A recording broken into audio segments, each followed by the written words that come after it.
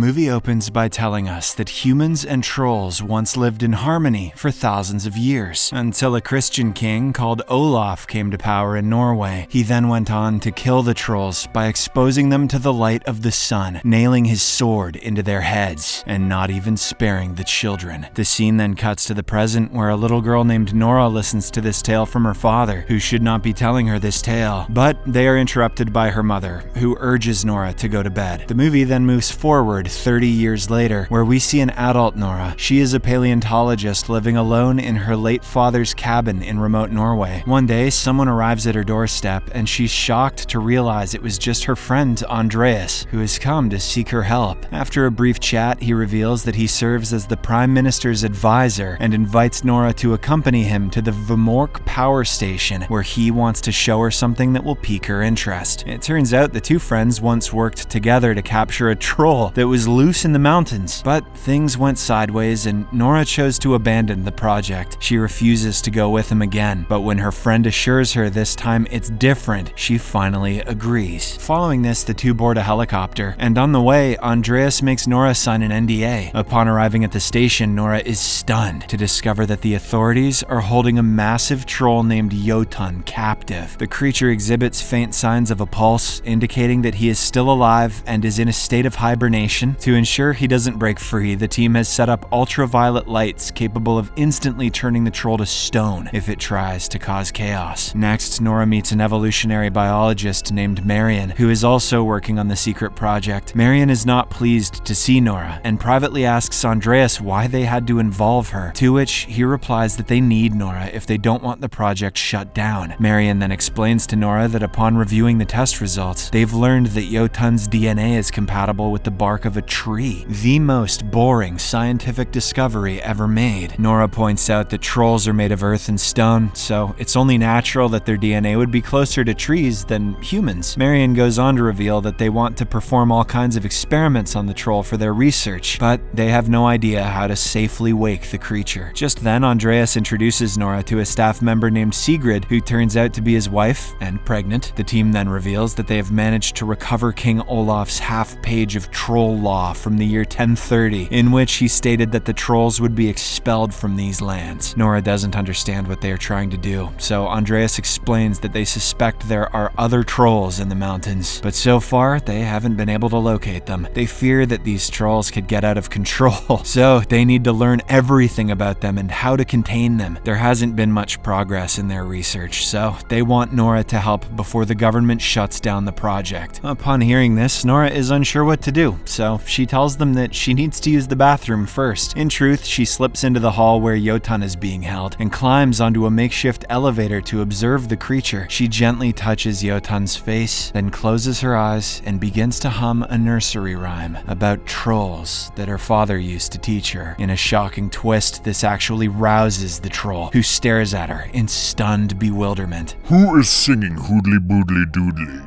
Upon seeing this, all the scientists erupt into panic, and realizing the troll is moving, they rush to activate the ultraviolet lights. But Marion intervenes, insisting she won't let the creature die, as she needs him alive for the research. As they debate on what to do, Marion accidentally spills coffee onto the UV switch, preventing the lights from turning on. The troll then goes into a frenzy and snaps the chains that held him captive. Nora tries to flee, but the creature flings the elevator with her inside. Andreas pulls her to safety just in time, and the terrified people begin running away from there. Jotun then rampages through the lab, smashing equipment and killing many of the staff. Amid the chaos, Nora, Andreas, Sigrid, Marion, and a few other team members narrowly escape the destruction. After demolishing the entire facility, Jotun finally emerges outside and heads towards the mountains. The remaining survivors report to a military base, where they meet a soldier named Major Chris, who turns out to be a close friend of Nora's. The soldiers then take them to meet the Norwegian Prime Minister to discuss what must be done next. Nora argues that trolls are living beings with feelings, and there must be a way for humans to make peace with them, but Marion insists that they are dangerous creatures that must be contained, sparking a heated argument between the two women. Just then, the Prime Minister arrives for the meeting and states that he always feared this project would go wrong, which proved to be true now. The over-under on that bet probably wasn't even worth taking. Marion asks him to give them more time to capture the creature, but the Prime Minister makes it clear the troll must be eliminated before it harms any more innocent lives. lives. An upset Nora disagrees and reminds him that a few years ago, they turned an innocent troll to stone. But the Prime Minister points out how his brother died back then because Nora instructed the military to ring church bells in front of the troll. He makes it clear that this time, the safety of his people comes above all else. After the meeting, Nora is seen holding a piece of stone when Andreas approaches her, and she reveals that the stone is a fragment of the troll that was killed last time. Is that his Johnson? Yeah. She's still dealing with guilt, so Andreas consoles her, telling her that people learn from their mistakes so they can keep fighting. This motivates Nora, and she approaches Chris, who is preparing his soldiers to hunt the troll. She insists that she wants to join them, but Chris refuses, saying she's just a civilian and he can't risk her life, when Nora reminds him that he owes it to her father, who was killed by a troll during the last mission. Chris feels guilty and finally agrees to let her and Andreas come with them. Moments later, Marion arrives and flirts with Chris, so he decides to take her along as well. Jag har en troll i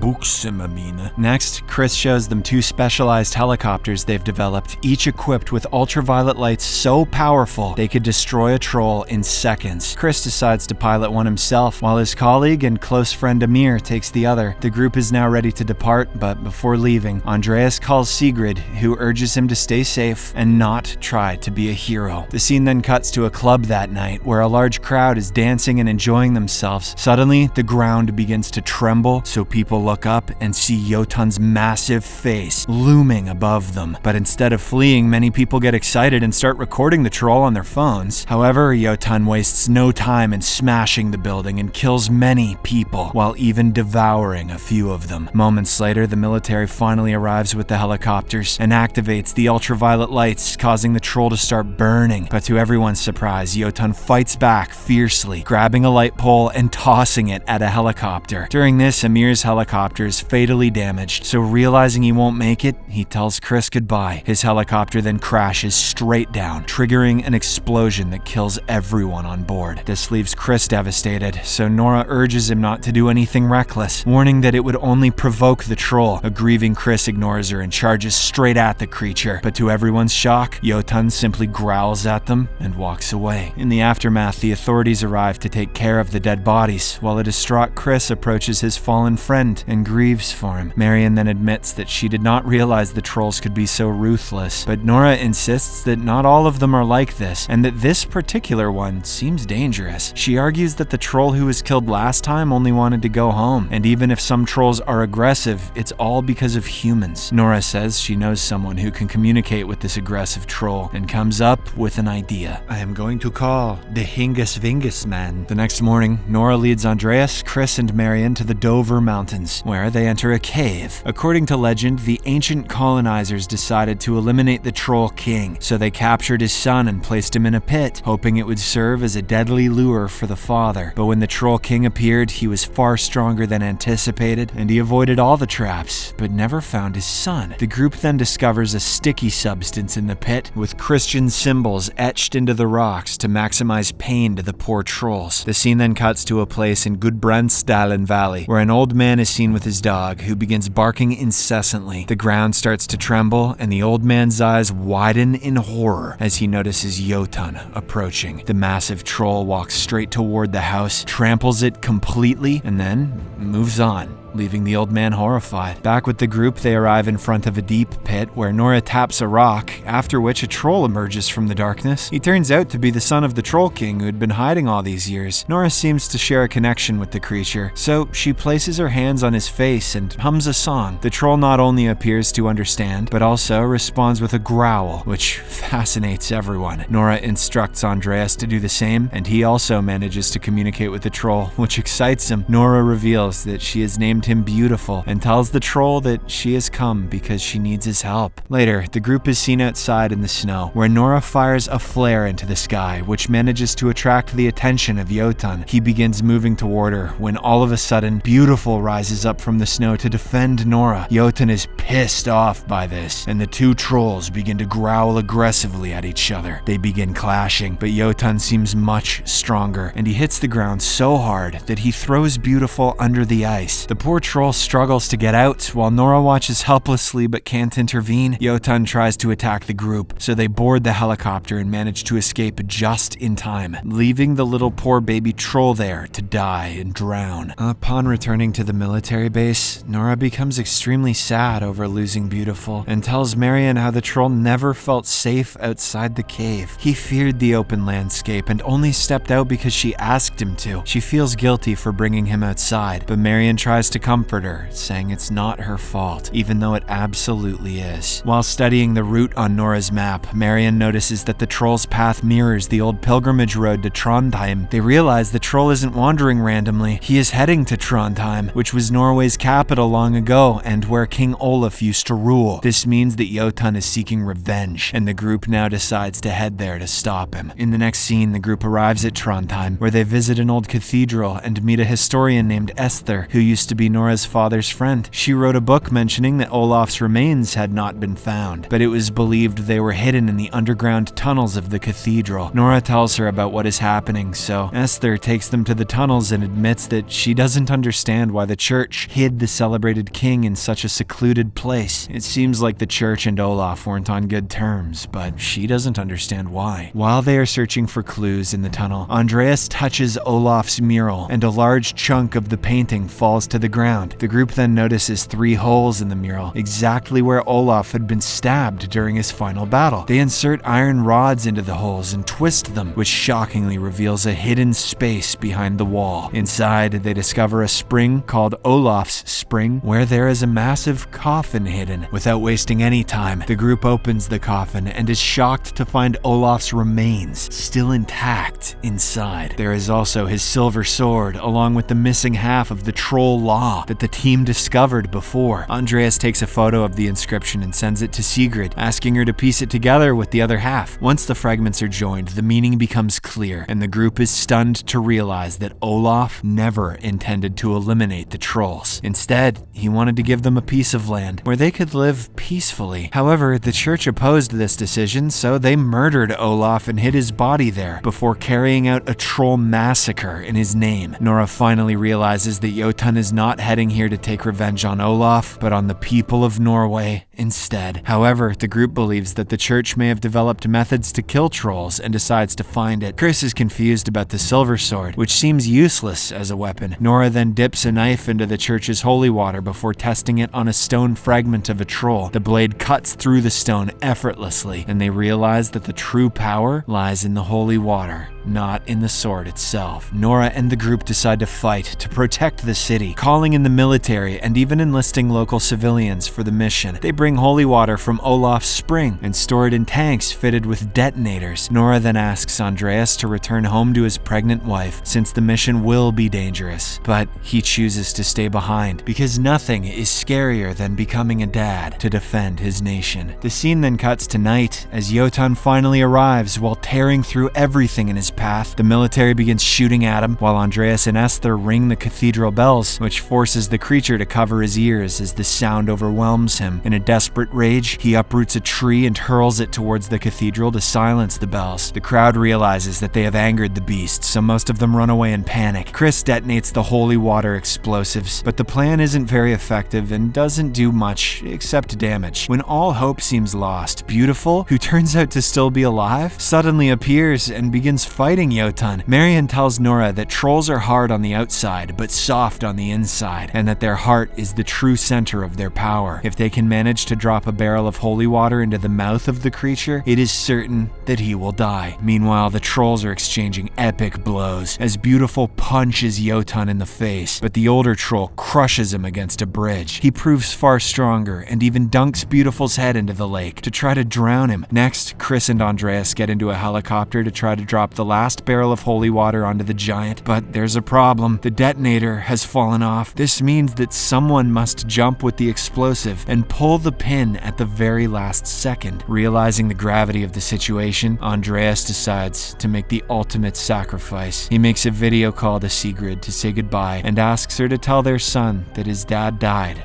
being a Superman. Sigrid begs him not to do it, but Andreas says there is no other option. Fatherhood is just too damn scary, and apologizes. When Jotun opens his massive mouth, Andreas ends the call and jumps out of the helicopter. He activates the grenade right before he gets swallowed by the creature. Seconds later, an explosion occurs, and the blast destroys the creature from within. At this moment, Beautiful rises once more and tears out what is left of Jotun's heart. In the end, Trondheim is saved, but Andreas' sacrifice leaves Nora devastated. The scene then cuts to a few months later, where Esther unveils a new exhibition re-examining Olaf's legacy. Nora has returned to her remote cabin, where Chris, Marion, Sigrid, and her newborn baby are seen together. Outside, Beautiful is seen strolling, and he seems no longer fearful of the open world. The movie ends as Beautiful checks on Nora to make sure she's safe before heading off into the mountains.